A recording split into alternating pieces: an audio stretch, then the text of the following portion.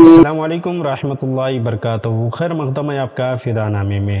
دوستو، حضرت مولانا محمد یحییٰ اعظمی ابن صدر الشریعہ علیہ رحمت رضوان کا ذکر خیر کرنے کی سعادت حاصل کر رہے ہیں۔ حضرت محمد یحییٰ اعظمی علیہ رحمت رضوان حسن اخلاق، صبر و شکر، توکل و قناعت، خودداری و استغنا آپ کے امتیازات و خصوصیات میں سے تھے۔ آپ زہد و تقوی کے بلند مقام پر فائز تھے اور بلا شبہ آپ ولی کامل تھے، ولی ابن ولی تھے۔ سرزمین گھوسی کو مدینۃ العلماء کے تعارفی نام سے یاد کیا جاتا ہے۔ گھوسی کی علمی و ادبی تاریخ تو بہت طویل ہے، مگر یہ اس کا تعارفی نام بہت پرانا بھی نہیں ہے، بلکہ اس نام سے متعارف تقریباً 40-50 سال ہی کا عرصہ گزرا ہے۔ گھوسی کو مدینۃ العلماء کے اس ٹائٹل کا، اس لقب کی شرف اگر کسی کو جاتا ہے تو وہ صدر الشریعہ علامہ مولانا مفتی محمد امجد علی اعظمی صاحب بہار شریعت علیہ رحمت رضوان کو جاتا ہے۔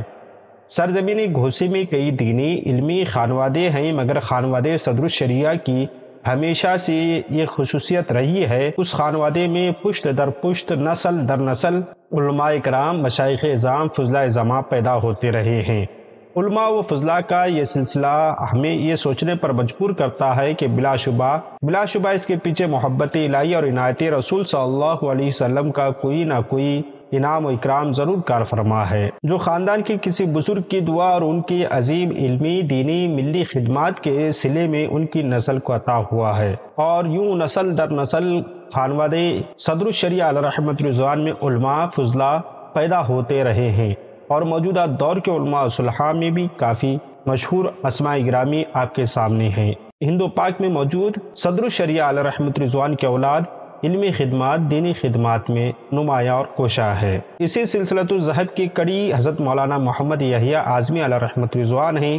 حضرت مولانا محمد یحییٰ اعظمی علیہ رحمت رضوان گھوسی محلہ کریم الدین پور میں پیدا ہوئے اور حضرت صدر الشریعہ علیہ رحمت رضوان کی آغوش علم و معرفت میں پروان چڑھے۔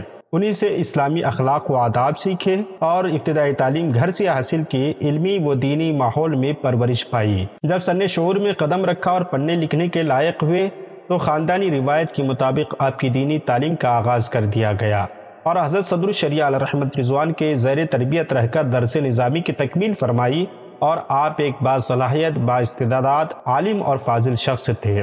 اپنے زمانے میں اعظم گڑھ کے ممتاز علماء و مشائخ اور فضلاء میں آپ کا شمار ہوا کرتا تھا۔ جملہ علوم و فنون کے بعد آپ کی شادی کر دی گئی، آپ سے ایک فرزند پیدا ہوئے، اچانک مرض عرقان کے شکار ہو گئے اور اسی بیماری نے آپ کی جان لے لی۔ اسی مرض کی وجہ سے آپ دنیا سے رخصت ہو گئے۔